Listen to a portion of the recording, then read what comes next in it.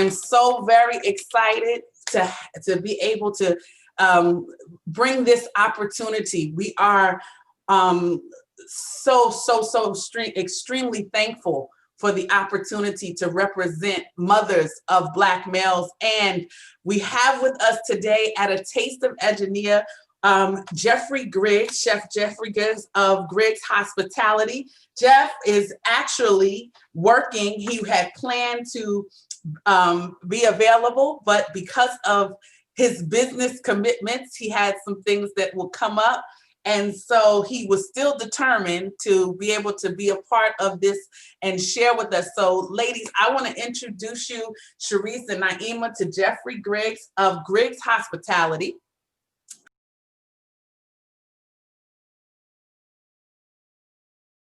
So ladies, Charisse Whitfield and Naima Story, these two women are absolutely my favorites in so many areas. I am so grateful that you have decided to come on. I could go into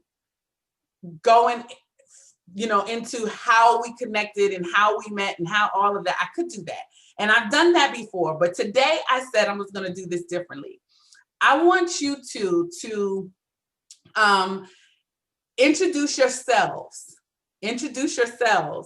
and tell why you are committed to this issue, this cause of working as educators and mothers.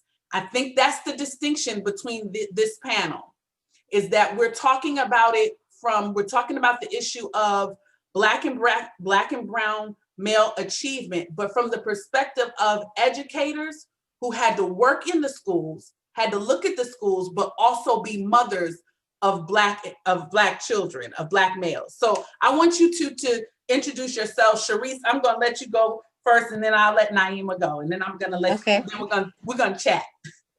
Hi everyone, my name is Charisse Whitfield. I am the wife of Marcus Whitfield and the proud mother of two wonderful boys, Caleb and Joshua. I'm an educator of 15 years. I've had every role from being a teacher to being an assistant principal, a coach, principal, and I love what I do. I've worked in charter school and public schools, and so I have a wealth of knowledge around how to educate children. But my most important role, I'd say, is being a mom, and a mom of two Black boys. For me, I am supporting the movement, the Edunia movement, because one, Martina and her team understand the strikes against Black and brown boys. You understand that the playing field is not even, okay? It's not been leveled. There are no tables for us, and so we have to create our own. You understand that there's not a seat for our children at the table, and it's designed that way intentionally.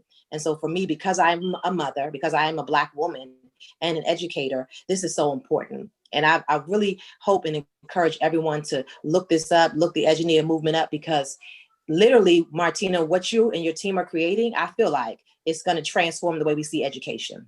I feel like it's on the cutting edge of something that's going to make the playing fields level for our boys, something that hasn't been done before. And so that's why I support you. I've always supported you. You are my mentor. I've always supported you. But this right here, I feel like it's going to take it to the next level. And for me, I'm excited about it. I'm excited because Caleb and Joshua are coming through. The next generation of boys are coming through, and they deserve it. Absolutely, Charisse. Thank you. Naima. Good afternoon, everyone. I am Naima Smith-Moore. I am the mother, the proud mother of Tyler Moore, who is wonderfully made. And he is an extraordinary young man. And that is my pride and joy and why I am a part of this movement, because it provides an opportunity for him to thrive.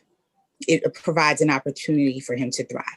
I am an educator, a career change educator, coming from corporate America after being there for 10 years, and being an educator for 17 years, from teaching in teaching business to now an administrator, assistant principal in a middle school, and now in a high school level. I see the front lines of what our children need. And I believe in the Edunia's framework, which creates a common language and it unifies secular and the sacred principles, which birth purpose. And we need to birth purpose. And I believe in birthing purpose in our children. And I believe in Edunia's 4 principles, which is character and love, culture and legacy, content and learning, and community connection, which means you need to lend a hand to those that are in need. And so this movement means everything, and especially to our brown boys. Thank you, Naima. You did that so, like, Sharise, she did that like, I mean, smooth. It took me back to the beginning. Yeah. Mm-hmm. She did that so smooth. Wow. That was absolutely fantastic. I was sitting here like, wow, okay, go girl. But what you are saying, so let me just first, preface all of this by saying that Edunia is a word that I made up.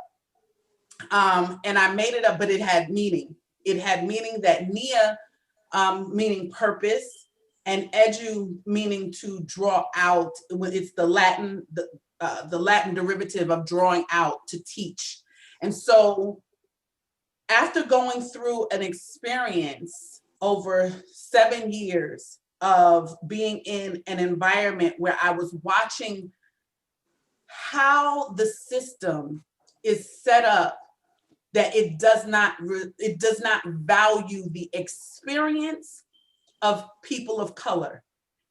And so as I went through that as an administrator, as a consultant, as a teacher, no matter what seat I sat in, I recognized that to some degree, I was complicit in exercising a certain level of oppression over children of color. And I wrote the book about it, which is what, I did last year.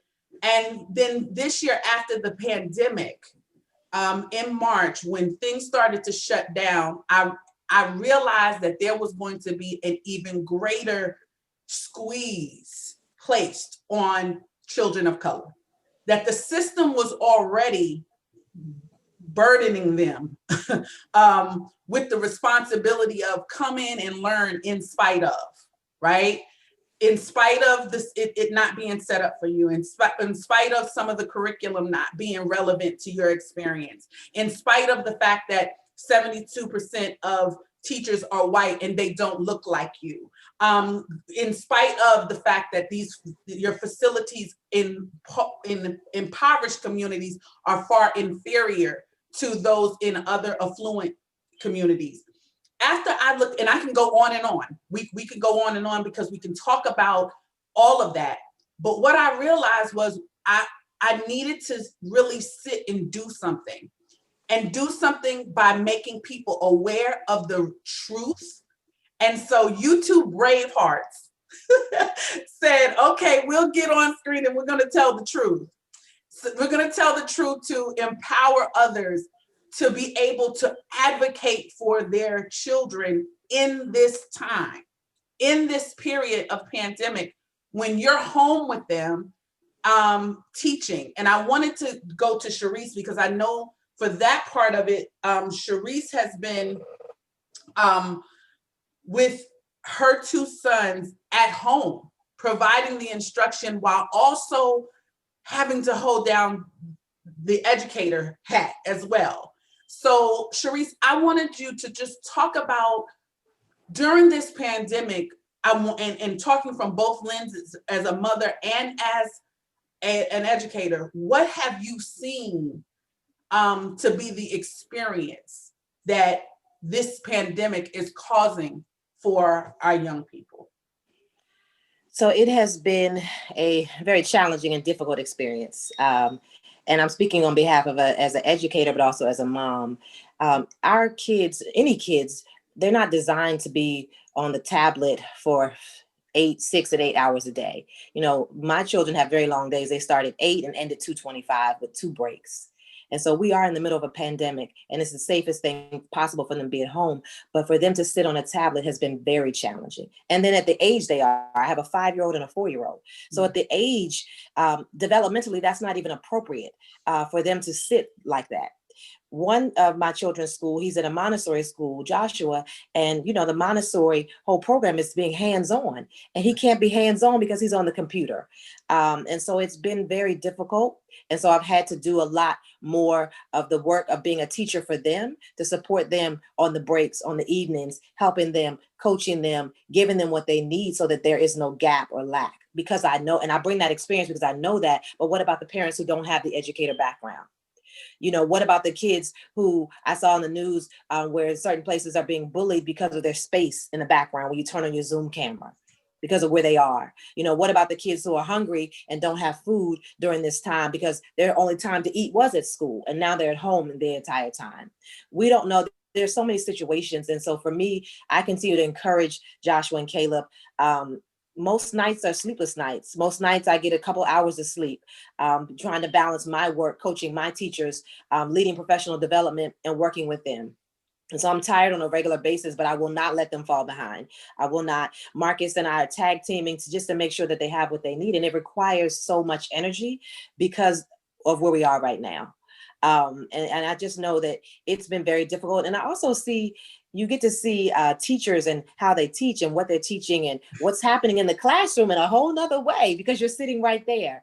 And so I'm seeing some things, especially in one of my children's school, of how the teacher is teaching and how this is not appropriate for our students. It's not even culturally relevant for our children. So what if you try this? And so I've given her some feedback in a positive, a nice way. But I'm starting to see where there is a lack in the difference. They're getting 2 different educations as far as I'm concerned. They're in 2 different schools. But because I'm an educator, I've really been there to help to kind of give them what they need. And so it has been challenging, but we are not where we were in August. So we are moving. I feel like we're on a plane taking off and we're finally starting to get off the runway. We're not in the air yet, but we're starting to get off the runway. And it's just because of grace, God, praying, and just, you know, putting in the work every single day.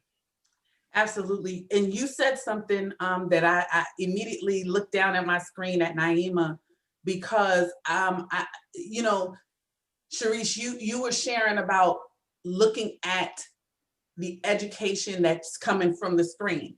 And we understand that those teachers are not in their ideal environment. But we also understand that they're not in their ideal environment in a pandemic. But even before the pandemic, there was the lack of that cultural relevance in their teaching, in their instruction, in their methodology, in their pedagogy. They did not have a lot of the teaching and of how to teach Black and Brown children, right? So, and we understand that, and that we could go off on that. You know, I have to resist. I have to put on the brakes when I start going in the educator side and kind of pull up on the accelerator a little bit. But we understand that cultural relevance needs to be there, and there was a lack of that before. So now they're in a virtual environment with that deficit in this pandemic. And so there has to be something that happens in terms of that communication with the school and advocating. And so Naima, I want you to share your experience with this because you have been sitting there battling, having to be the administrator that puts the children in those environments. But at the same time, when you go home, you're finding out what Tyler's day was like. And I need you to share what Tyler's experience is and how it is extraordinary, it is unique and exceptional. So can you talk about that a little bit? Sure. So just to give it a little background, Tyler is, as I said, is wonderfully made. He is my son. He's 11 years old in the 6th grade, and he's living with Down syndrome. He is at home now, learning virtually, and his class is in school 4 days out of the week.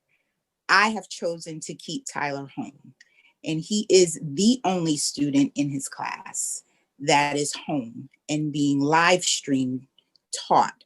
So it has been challenging for the educators, because I have pushed the status quo. They have kind of demanded that all special ed students come into the building, and I have said no as the parent, because he has asthma. I'm not comfortable with him being there. There has been several COVID-19 positive cases. We are in New York, in his school, where they have had to come home, one in his classroom. So I'm not comfortable.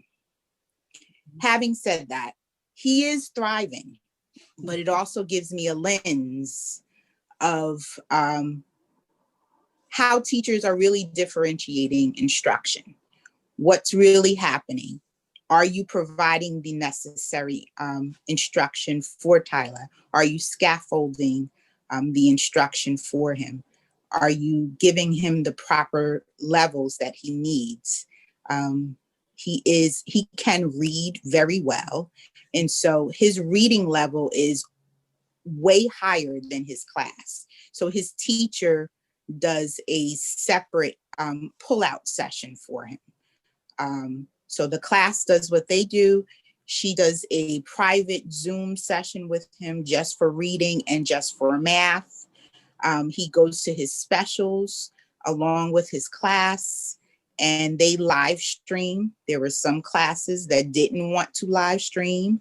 I've had to be home for a few days and was able to listen in on the classes and notice that some teachers were not live streaming. They were just posting assignments. So then I had to put my administrative hat on and send a nice friendly text inquiring why they were not live streaming and what was the educational objective of coloring in a digital pumpkin.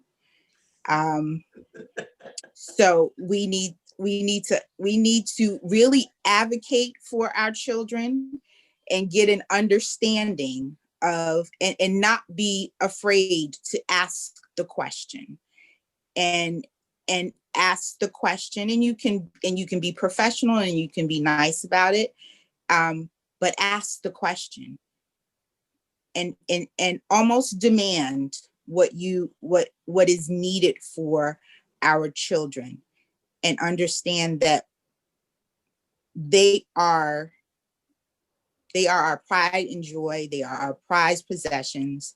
And if we don't ask for it, if we don't demand it, then sometimes they will not get it. Naima, I appreciated what you said so much. And so this is the purpose of this experience.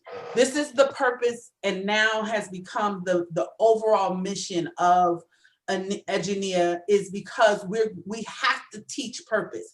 When you're talking about what is the objective, educators know it as, what is your lesson objective? What is your student going to be able to do after this? Once they have experienced the lesson, what will they be able to do? And why is that significant, right? So when you looked at that lesson, you said, okay, well, what is this going to be for? And so now we're going to shift a little bit, because one of the reasons why this is a movement that is starting so grassroots, starting from literally my circle of friends, my colleagues, people who have heard me speak, have heard my passion and said, Martina, we're there. We're gonna rock this out with you, because we understand that you're feeling in a need and that you're doing something. So now we're gonna get into the meat of it. because I think people have heard your experiences, but we're going to talk about this thing called purpose, right? The why, the reasons. And we're going to talk about it in a way that most would not talk about it, but I call this part of the session the kitchen conversation, where where it's while power structures are on the golf course and make decisions, we're Black women and we're coming around the kitchen table and having the conversation, and we're just letting everybody on Facebook Live kind of peek in and see it.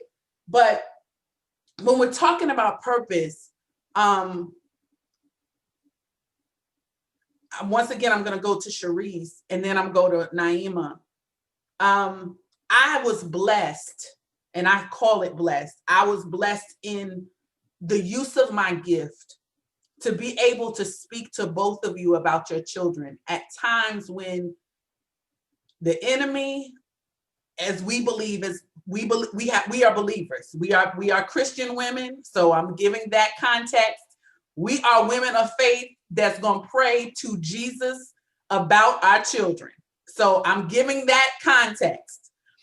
I was called by Charisse on a Thursday night. I always tell her this because I remember Scandal was on. I will never forget it. And that was when Scandal first came out.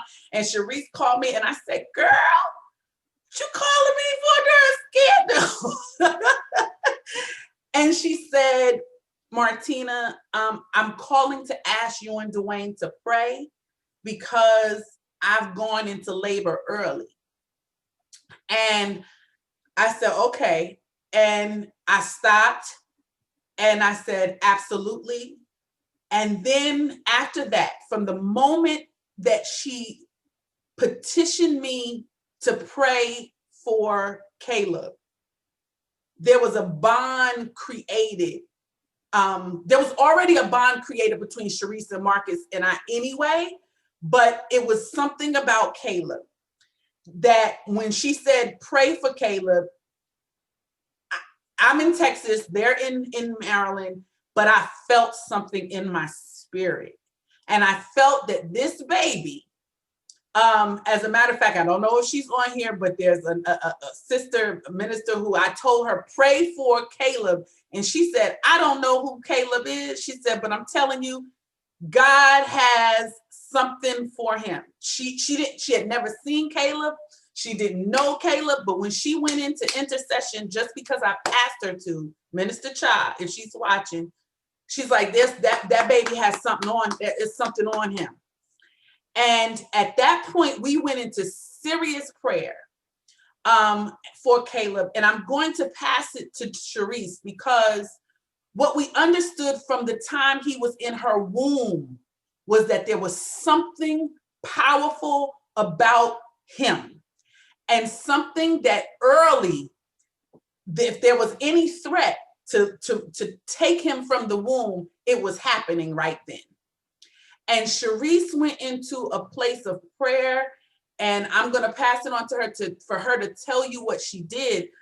But I want her to talk about the fact of what is it now that Caleb is 5. What are you seeing in a 5-year-old Caleb that lets you know that about his purpose, and it's giving you some clues and hints to why you have to be very intentional and purposeful about his education? That's the question. So when it's interesting, ironically, that this is Caleb's birthday weekend. So on Monday, he will be 6. And so every time I get close to his birthday in another year, I start to think about this process. I start to think about, the 6 weeks leading up to me giving birth and how I was on bed rest. And I start to think about even after he was born, the 3 months in the NICU and that process. And then when I looked at him this morning and I said, God, you have brought us a long way. He is the child they told me, wouldn't see. Is the child they told me wouldn't hear. They told me the weekend I came into the hospital, he had 30% chance to even live. and survive. And so I knew, God had already said that I was going to have a son. His name was going to be Caleb. I knew that. And so I knew that he had purpose, because the enemy was trying to stop him even before he even got here. And when I look at him now, I'm like, you have so much purpose. At a young age, at like 6 months, he had a love for music. He would be humming to a beat. And I'm like, you're humming. When he started to talk, he would, before he was even saying like words, he was saying the words, singing the words of songs. And I said, Marcus, neither one of us can sing. This boy had. We lost Charisse, but it's okay because she's coming back. Right? And so, like I said, we know we already ready for this. We ready for this. I'm hoping that those who are in prayer are praying. Naima, I'm gonna have you then speak on that topic, and then by that time, I know Charisse will be back. So share that. Yes, and so we know that there is a purpose, and that this conversation will be had, and those that need to hear it will be blessed. Yes, no matter what. Yes, no matter what. That's the reason why I'm so glad those who have decided to Zoom in, they're getting it. So we'll make it work. Don't worry, it's coming. Go ahead. So Naima, your story is, I saw you nodding. Yes. Yeah. So go ahead and share, and then that same question, right? And then Charisse should be back because she says she's trying to log back in. So okay. Mm-hmm. Similar to Charisse, I knew very, very early on in my pregnancy that Tyler was going to be born with Down syndrome. Of course, it was a shock initially, but I did know that he was going to have purpose. There was something special in the womb. He would not sit still. He was very active. The perionatologist that I had to see on a monthly and then towards the end on a weekly basis would say he doesn't want to sit still. He was a believer. Mm-hmm. He said that his limbs are growing, his heart chamber is different. Tyler is different and wonderfully made. He does not have the normal features of a Down syndrome child. He does not have a protruding tongue. His tongue is not lazy because he talks entirely a lot. And sometimes I have to tell him to put his mouth on time out. He reads, but at birth, they said something different. The medical doctors said something different. They said he wouldn't be able to talk. They said he would not live past the age of 3. They said he would not be able to walk, to be able to speak, to hear. They said everything possible for me to abort him. And I said, God blessed me with a child, and I would not do that. And he is a walking miracle, and he has a commanding spirit and a commanding personality that is very discerning and protective. He's protective of his mother. He speaks, he hears, he sees, he is very musically inclined. He defies all odds. And I know that I serve a God that is a but God. And I spoke it over my womb. I spoke it over his life. And we, as the adults, have the power of authority to speak life over things. And I speak it in the way that I walk, in the way that I talk, even what I type.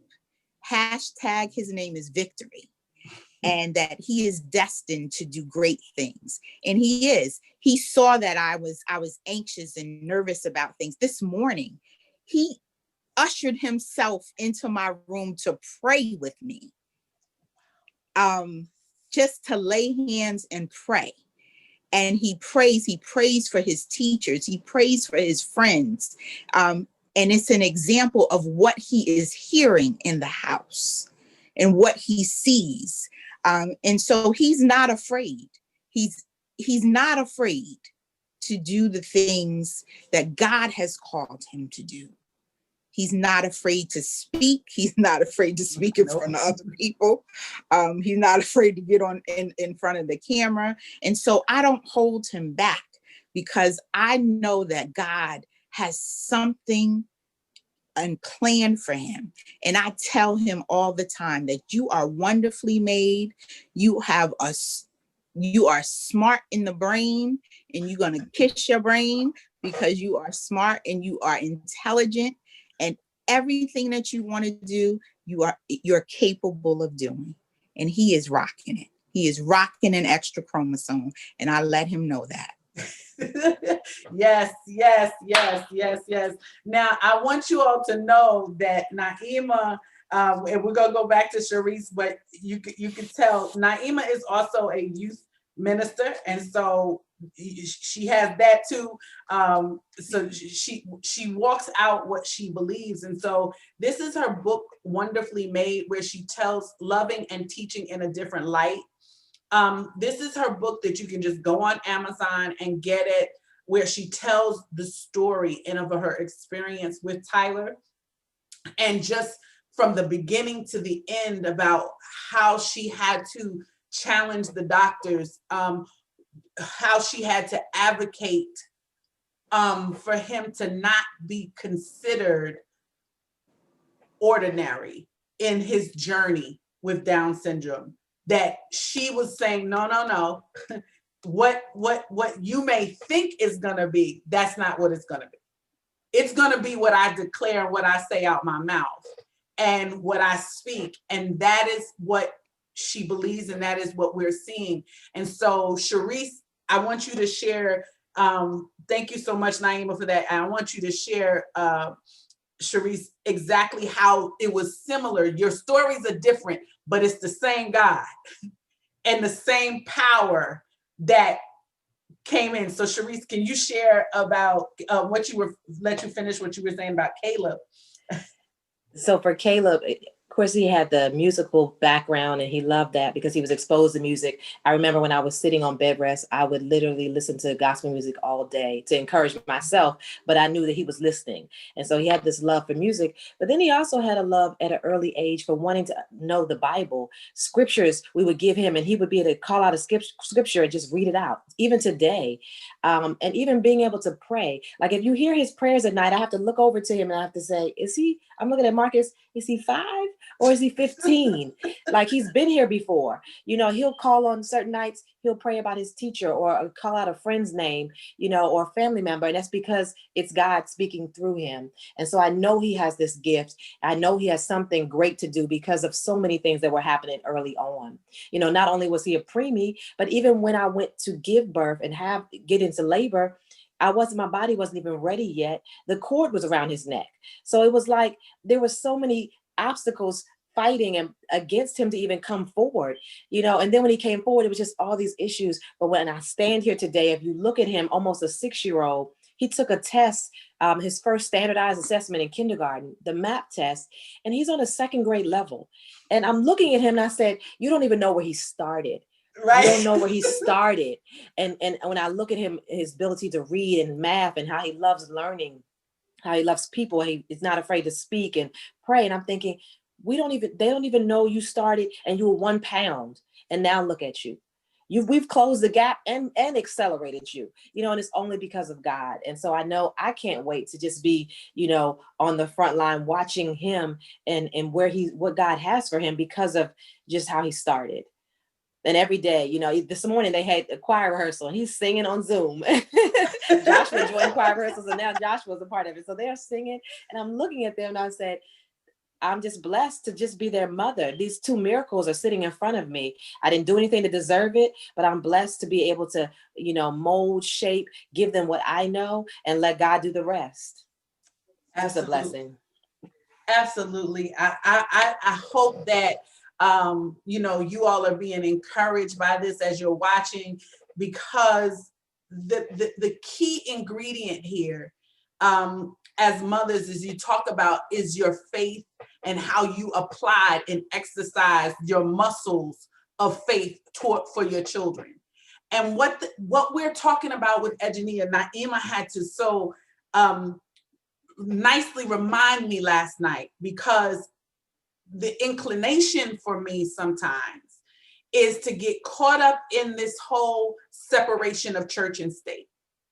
And I have to walk a real thin line when I'm thinking, even when I wrote the book, The Edunia Experience, and I guess I should hold that up, this was the beginning. When I wrote it, I was struggling with, how do I write a book about education where we talk about faith, where we talk about our belief?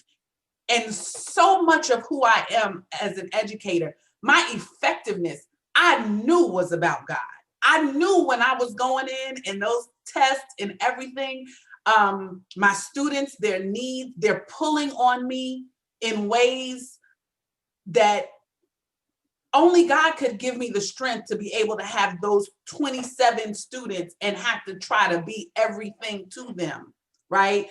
And give them everything I need. I needed God. I needed prayer. I needed those things. So that separation between church and state, I battle it because I understand as an educator how much I depend on it and rely on it. So Naima reminded me last night that is the essence of this movement, is that we are people who believe that our young people have great purpose and that they were created, wonderfully made by God, to be able to come into this earth and to do something great, something wonderful, to impact their communities, to impact their world, to impact their nation. And that is inspired by their creator, the one who knew who Joshua, Caleb, Tyler, all who they were going to be before you even met them, while they were still in your womb.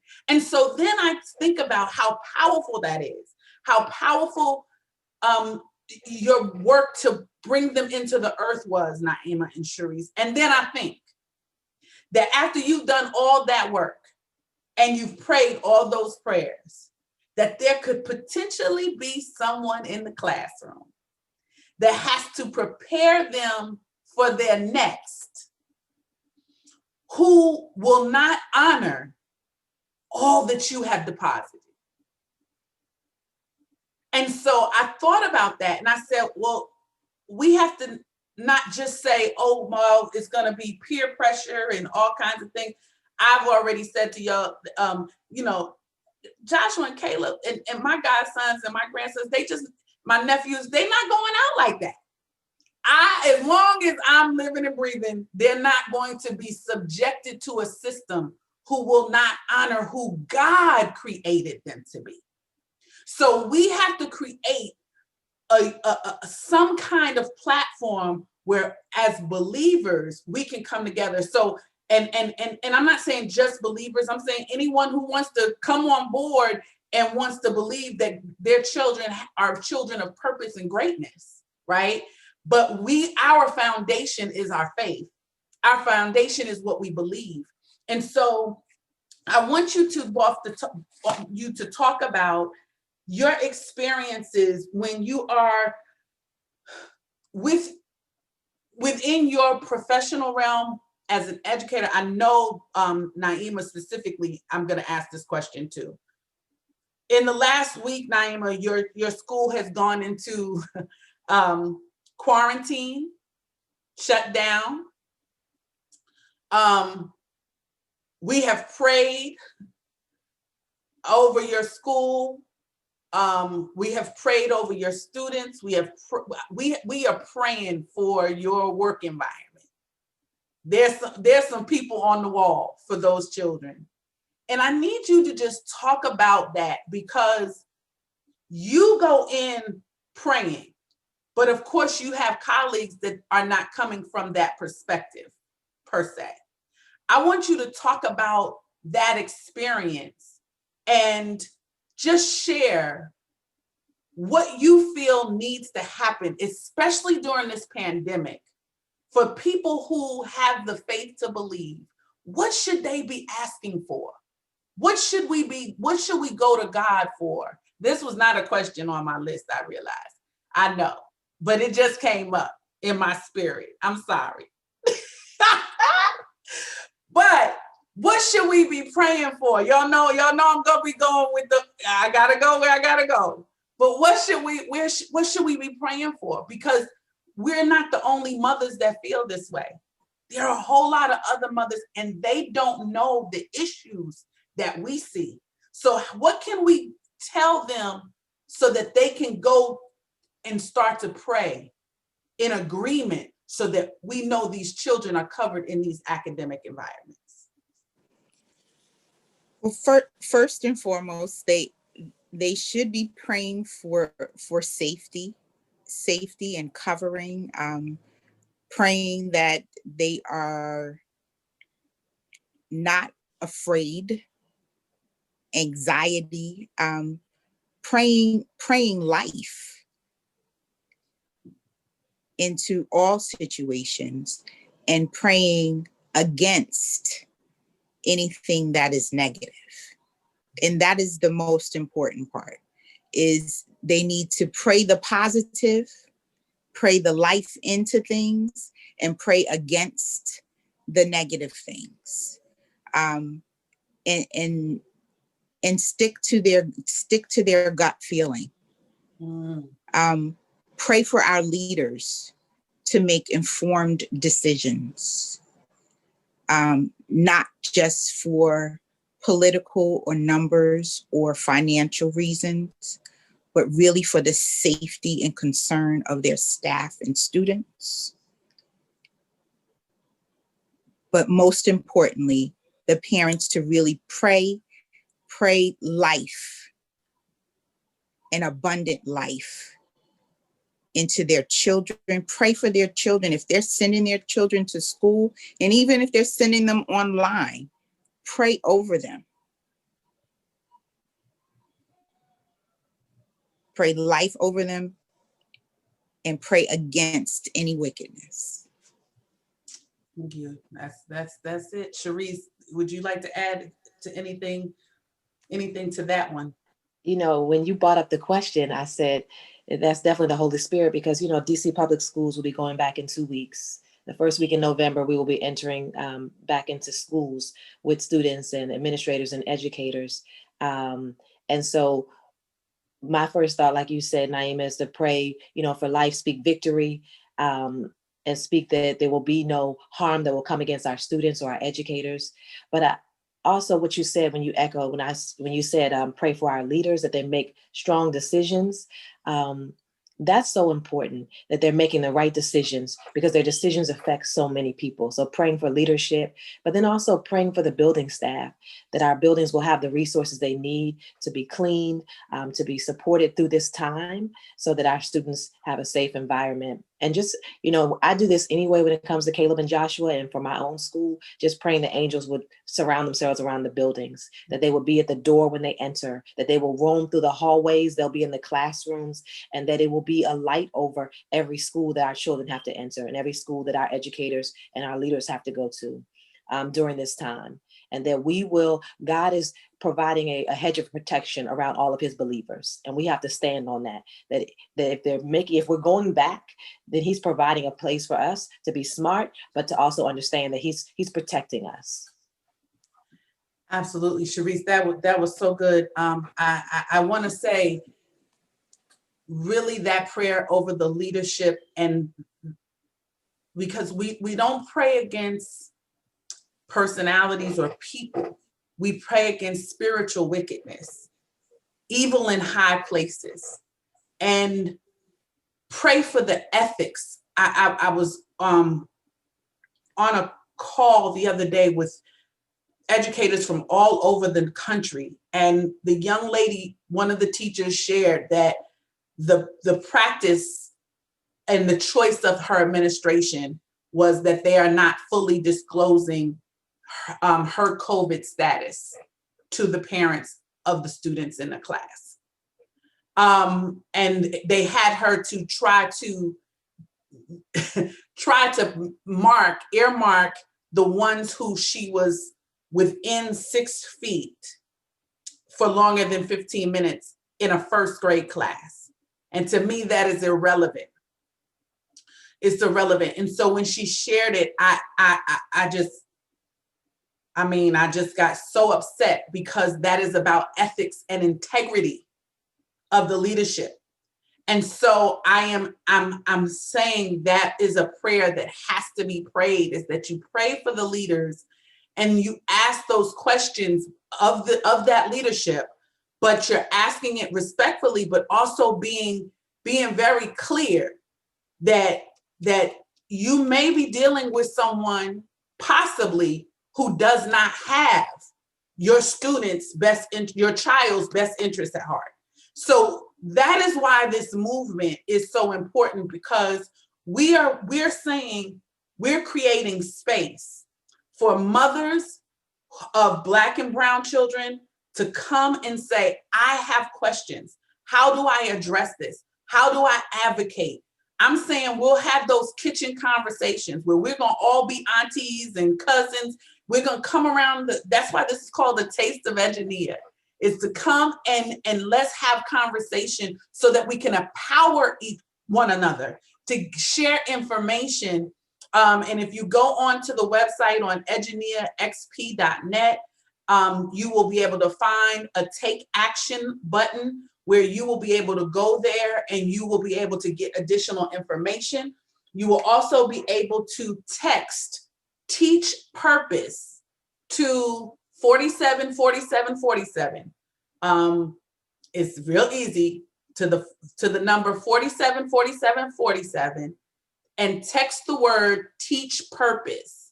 And we will then start to give you information when we are coming together, and we will be having additional sessions like this, where we're going to be talking to mothers who are saying, I know my child has purpose. I know my child, I can't allow them to fall through the gaps. And like Charisse said, we understand that everyone is not an educator and understands the language.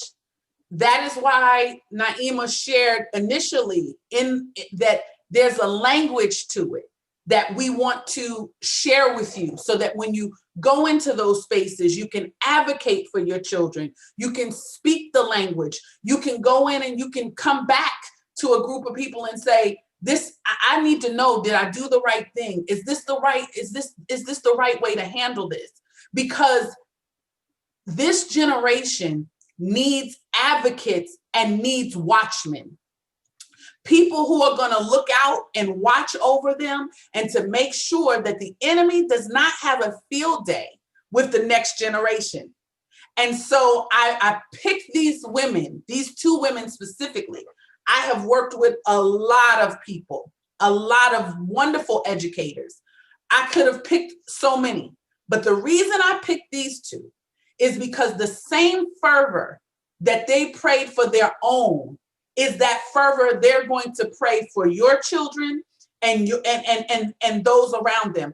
They are going into the enemy's territory every day and advocating for these young people to have a chance. So I want to talk about one more thing. This is actually on the list of questions. So this is on the list of questions. And it's two areas. I was going to play the video, but I'm going to ask everyone to, you could go look at it and look it up. When I watched two things related to George Floyd, and we're going to the issue of equity. When I looked at the video of George Floyd's death and he called out to his mother. It's been said by so many that mothers all over should have responded. And so, you know, something in your mothering spirits, just to hear a man call out for his mother who was already deceased. That moved me. It really did. But what got me was when I saw George Floyd's second grade teacher hold up an assignment that he did when he was in second grade. And you can go on YouTube. Like I said, I was going to play this, but for the sake of time, I'm not. But she held up his project, and his project was him saying he wanted to be a Supreme Court justice at second grade. And I asked myself the question, what did she as a white woman see when she saw that? When she saw him draw that in second grade, not when he's a grown man and the knee is on his neck. I'm not talking about what did she think then. I'm talking about when he was in second grade and he said he wanted to be a Supreme Court justice. Did she think Thurgood Marshall? Did she think it was possible? Did she think that she had an obligation to move this young second grade mind into the area of politics and civil service, like law? What did she think? Or did she look at that and say, oh, that's not going to happen because he's a Black male? And that's not going to happen. So when I thought about that, I said, we got to look at this. And we got to look at how we are talking equity in education, how we're talking about dismantling racist systems that teach Christopher Columbus, and you have literally on teacher sites. Just in the past couple of weeks, I was on a teacher site, and there was a teacher asking what activities can I use to teach about Christopher Columbus? And I was saying, if it doesn't include Indigenous people, if it doesn't include the truth, then you're not ready to teach Christopher Columbus to a group of Black and brown, because you're not going to tell the truth. So I thought of all of that from the educator perspective. And then I thought about how his mother could have sent him to school believing and entrusting that the system would do right by him and give him the education that he needed to be who he dreamed to be. That scared me as an educator, as a mother, more than anything, is that how many times did my sons go into a school, express his dreams and his hopes and his ambitions, but because of the racism or the lack of consciousness of their teacher, they could not educate his purpose. They could not put him in a position where he thought of himself as the head and not the tail, above and not beneath. What is the implication of that? So I'm going to ask you, why is the topic of equity and building anti-racism, building an anti-racist educational institution, why is that so important to the parents of Black and brown children? What is the significance and relevance? And then if you want to talk about what your school or what your school system is doing to combat that or to address those issues, you can. But please share, either one of you, whichever one of you wants to talk first about that. So it's interesting. When I think about one of the things I said earlier is that our system, the school systems, probably about 80% of the public school systems, the educational process, the curriculum, the systems aren't designed for our boys to be successful, period. And I've been in this for 15 years. And it's not because people don't want them to. There might be a small percentage, but I really believe it's the lack of knowledge around how boys learn, how Black boys learn. How boys in general, but also Black boys and what they need to be successful. They're not shown in the curriculum. They're not shown in the books that we read. And so we've come a long way, but we're still at an area where they don't see those things. Equity is not, we don't have an equal opportunity. It's not fair to have our children be successful. And so it's a systematic issue. There is institutional racism. I do believe that. I see it every day. I see it in the schools that I'm in, in the school districts. I see it in my children's schools. And I think that one of the things we can do to combat that is making sure that children see themselves in their educators. We barely see Black males as educators, barely. They need to see themselves in a positive light. One, because that will, an educator, a Black male or a Black teacher working with children who look like them is going to help them they'll be able to relate culturally, number one, and bring their own background to it. And we have school systems that we see very few of that. There are some that are doing a really good job on the cutting edge, but there's not enough. And there are more of our children that are not experiencing it. And when you said, Martino, how many schools has your son sat in, to experience this, I just started thinking about my own children. Like, how often have they experienced that in the past, or will they experience it in the future? They have a long way to go. Will they experience it? And I just believe that's why we see all these issues. We see, when our kids are really smart, we see, there's a concern. And when our kids aren't that we see behavior issues. Let's label them. We see harsh practices with discipline. We already know that Black boys are 3 times likely to be suspended over white children, period. And we know that how that affects them. We know that when you are suspended, you have a disinterest in school. We know that when you are labeled and when you can't understand the assignment because you're not engaged or disengaged, then that leads to you being disengaged to school. And then we know that if you're disengaged with school and that leads to not graduating from high school, then there are very few options for you after that. And so and then when you think about males who are in jail, you think about it. When I read a research study where there were men in jail that said about 68% of them had not graduated from high school.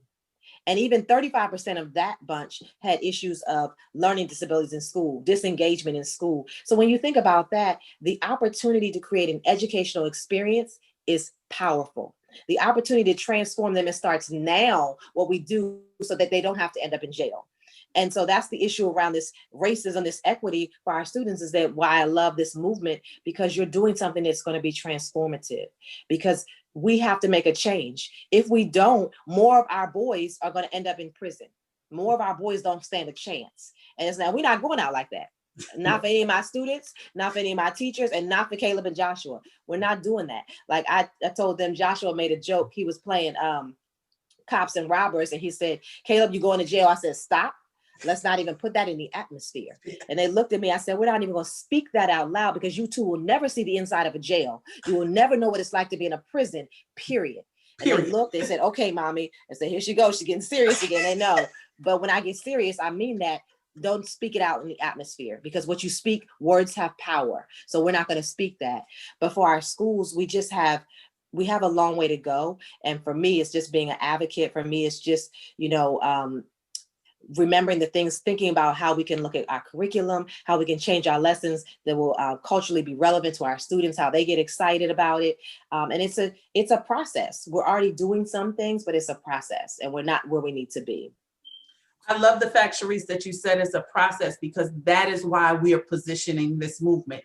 That is why we're saying we're just giving you a taste of what we're doing today. Like, this is just the beginning. This is just a conversation to get to awaken people, right? Because people think they woke, but they really not when it comes to this. Like, there's so much ignorance and lack of knowledge as it relates to this particular issue, that among common ordinary folks, right? That we are saying we want to create a space where ordinary people can come into the environment and learn what that process is, because it's not going to come overnight. It is a movement for a reason. It is a movement because we have to make some strategic moves in our respective places so that we can impact the policy, we can impact the practice, we can impact accountability. All of that stuff has to be considered. And so we want to be able to bring people around the table to have that conversation. Naima, can you speak to that same topic? Because Charisse is in the DC metropolitan area and you are in New York. And one of the things I can say about New York, not just because I was educated there, but because the research shows it, is that New York is successful in being able to get the achievement that not for us, but the achievement across the country is better than it is in some of the other states. In the southern states, not a judgment, it just is. Those southern states where you have those institutionalized, strong roots of oppression and racism, strong, that those are the most disenfranchised and most oppressed and low performing Black and brown males are in some of those historically racist states. So I say that about New York in that context specifically. So I want you to just talk about the importance of equity for Black and brown children we're in the state of New York. Well, when you talk about equity, it's about access to learning. And if our young males are not present or invited to the conversation or to the table, then they're not exposed. And it's our responsibility as parents to show up, to advocate, to be there, to be active parents, to not just allow the school system to educate our children. You have to be involved. You have to communicate often. You have to partner with your son's educators. You have to be an active parent. You just can't say, okay, whatever the teacher says, or be very combative with the educational process because things are not going the way that you think it should go and you haven't been active. Join the PTA, be a class mother. And if you can't do those things, get on a committee. Come to the conferences, hear the information, be there, let them see who you are as a parent and that you are there for your children and that your voice matters. Speak up for your child. And it's about equity. If your sons are not invited to the social groups, if they're not in the clubs, if they're not on those sporting teams, then they will never be on the same playing field as everyone else. It's just like adults. If you are not invited to the golf course where the business transactions are taking place, then you're never going to get to where you need to in order to close the deal. So it's about, you have to know the ins and outs. You have to know how to navigate the system. But if you don't know the language, if you don't know what needs to be done in order to get there, because you're not present, then that's the starting point. So we have, as parents, we have to show up, and that's the first starting point in holding the educators accountable for our children's learning, holding them, asking the question, what does this mean? What does this mean? Well, I hear that such and such is going on. Why wasn't my son invited? What is the criteria in order to get invited? Ask those questions. Ask those questions. Naima, I'm gonna ask you to follow, and we're coming around on time, but since we started a little late, I'm gonna take a little liberty to just do 5 additional minutes, because this is a topic that I wanted you to address before we got off, and it relates to advanced placement classes in high school. And the example I'm going to use is a conversation that I had with my own nephew, and it related to him sticking with his AP placement and him deciding he didn't want to do it because he didn't see the value in being in AP classes. He saw the value in just getting an A or a B in another class and letting it be gone. But the rigor of the AP class, that was not where he wanted to place. And so, of course, as his aunt, I'm saying, no, right? I'm like screaming on the inside, but I wanted you to talk about the AP classes because there's definitely inequity in that area across the board. We see less Black and brown male representation in AP classes, but we see way more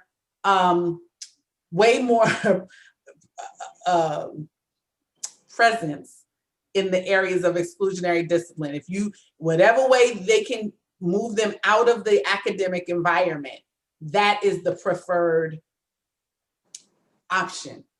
And so a lot of times, even the conversation internally is more so, how are we going to handle the behaviors versus how are we going to counter those behaviors and make them successful in those AP placements. So I would like for you to talk about that and just kind of just give people who are listening an ear, because once again, that's an area of inequity where our young Black and brown males are not often included. Again, it goes back to the conversation.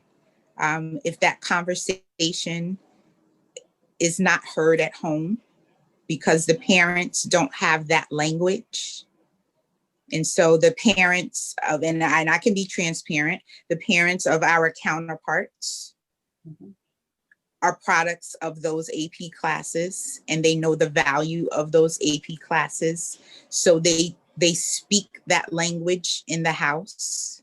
And so either the siblings have gone through the AP classes, or nieces or nephews, or they themselves have gone through AP classes. And so they speak the language. And if the parents don't have that language or don't have access to the language, or anyone that's speaking that language to our brown boys and helping them understand the value of being in those courses, then they don't see the point of being there. And then to boot, they have their peer pressure from their friends if they want to be cool and be with the in crowd, which is cool. And those young men or their friends are not on that same level, they would choose to go with the peer pressure than to be who they are and comfortable who they are and be the leaders, but really gravitate to the status quo because they'll get joked on for being smart. So again, it goes back to having that discussion as a community. Yes. Yes. To instill the importance of, it's cool to be smart. Yeah. Yeah. And I don't know that we're having that discussion enough to instill that education, but we're having these discussions about what's on social media. We're having the discussions about the latest fashion. We're having the discussions about what's the latest fads and in what you're watching on TV. Yeah. Versus are your children seeing you pick up a book to read?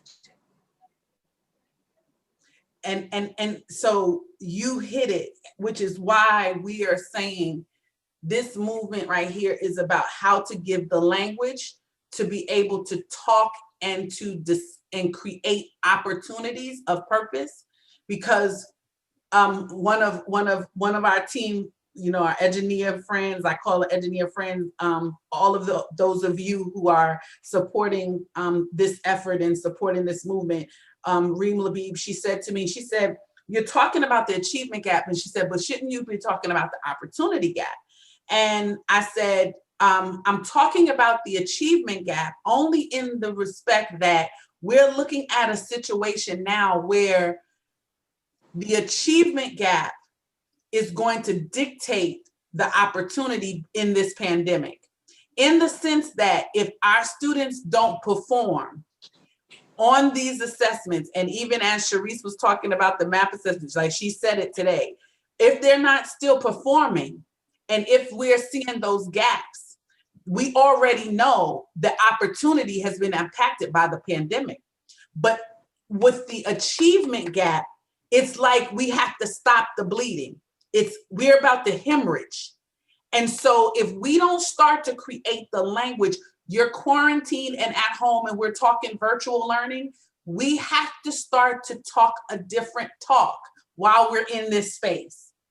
Until we can go back into those environments, we're going to have to start to have our kitchen conversations around what did you read today? How are we, and it's gonna take, okay, well, what is the family gonna read? If it's nothing but once a month, whatever it is, us coming together as in the middle of all this pressure. I know I text Charisse's husband Marcus, and I asked Marcus to do stuff. And I know I'm sitting there like, Marcus, I know you got a billion other things to do. I'm just adding another thing. But I said to him, I said, Marcus, I understand you have a lot. Like, it's a lot to do.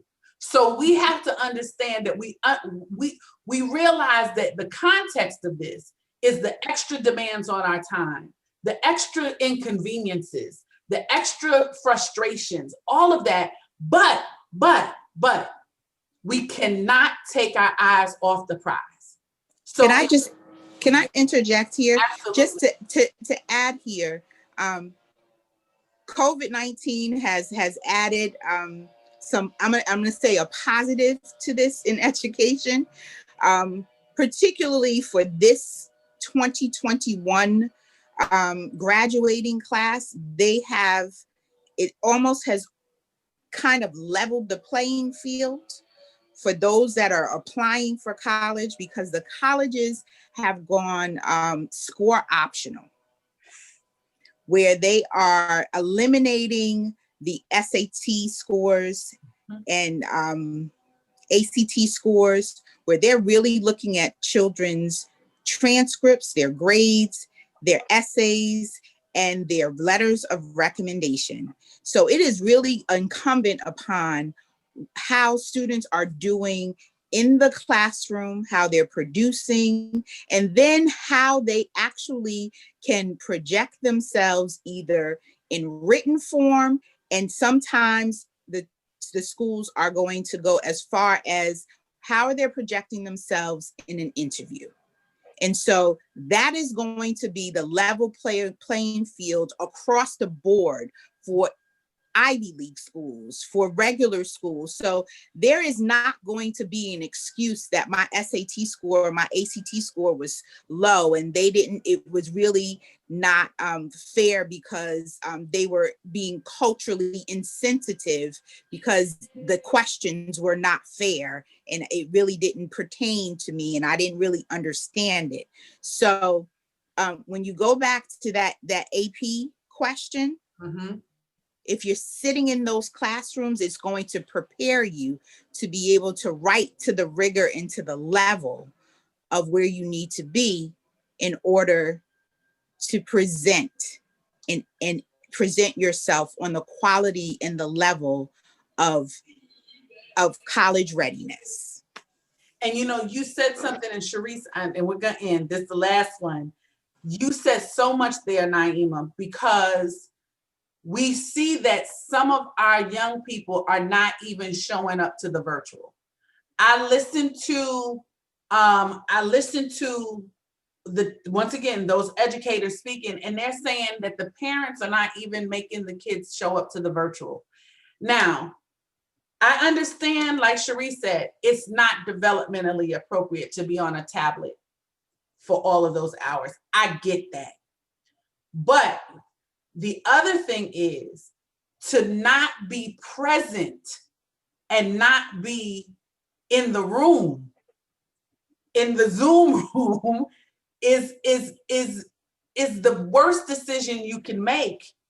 Unless there is an issue with connectivity and all of that, then at that point, you know, you have to be the one that says, okay, wait a minute, I'm gonna go ahead in here and I'm gonna notify the child's teacher and communicate what the challenge is. So Charisse, really quick, because we're about to go and start the next session with the men.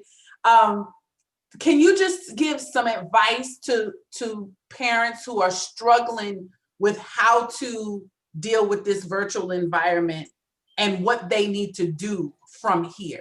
After they've heard this, what do they need to do? And so I think in this virtual environment, what is most important is that you are watching, you are listening, and you are paying attention. You schedule a meeting. I've had a couple meetings with teachers to talk about where my child is and the concerns I'm having. Like, you have to advocate. You have to speak up. You have to say something. It's unacceptable to say it's not developmentally appropriate. We know it's not developmentally appropriate, but it's unacceptable. They have to learn. And so unless you're homeschooling them and bringing someone else in, or curriculum and you can create something for them, they have to get on Zoom and participate. They have to do the work. And so your job while they're doing the work is to then advocate, make the appointment, go see the principal, go see the teacher, have the one-on-one conversation about how your child learns some of the things that you're experiencing so you can work together and partner as a school. But you have to start off. No one is going to ask you, how is your child doing? You have to come to them and say, this is how my child is doing. There are too many kids, too many other things going on for them to single you out. You have to go on behalf of your child and say, here are my needs, here are my concerns, and be heard. Because if we don't fight for our children as mothers, who will? Who will? Right. But they have to get on. They have to do the work. They have to put the time in, take the breaks. I give them stretch breaks. I say, stand up. Let's take a walk. We walk the neighborhood. We do all kinds of creative things. But at the end of the day, I tell Caleb and Joshua, push yourself. You have to show up. This is hard. It's difficult for me to sit on meetings on Zoom and do PD on Zoom. I have to push myself. I have to show up. I have to bring my best self so that I can get something out of this. And I always tell them, push yourself. Caleb, he's getting tired. He'll say, this is a lot. I know. I said, but bring your best self. Push yourself to do the work. And when he pushes through, he's like, okay, I'm done. Now we can do something else. And so I think it's just encouraging our children, but also as parents speaking up and making the initial appointments. Don't wait for anyone to make an appointment for you. You have to do that. Absolutely. That and you said something right there. Show up. Show up. That is key. Show up and make yourself known and be present in those environments. Ladies, this has been amazing. I'm hoping that those who have listened have learned something. But most of all, this is just the beginning. This is a taste of Edunia. Naima and Charisse are part of this movement. They're going to be engaged. They're going to be available in platforms outside of this one. This is just the beginning so that people can come and start to visit the website at Edunia, EDUNIAXP.net And you go there, you can hit there and take action and put your information in, and we'll start to contact you more about what's going on in these areas. Or you can text at teach purpose at 474747. We're looking at the chat where I see Pastor Sally here from Costa Rica. She joined in on Zoom. Thank you so much. We're so excited because we're going to be doing some things and talking about our global presence and introducing our young people to a global platforms. That's going to be at the next segment at 2 o'clock. So I'm going to end so everyone can go take a break and come back. We have at the next session is our men's section, where they're going to be talking about this issue of Black and brown male achievement. Again, Naima, Charisse, thank you so very, very much. This was fantastic, and it's just beginning. It's time. It's just begun. So have a good day, everyone, and thank you so much for those who have stayed on. Thank you so much for this awesome forum. Thank you. Thank you for those comments.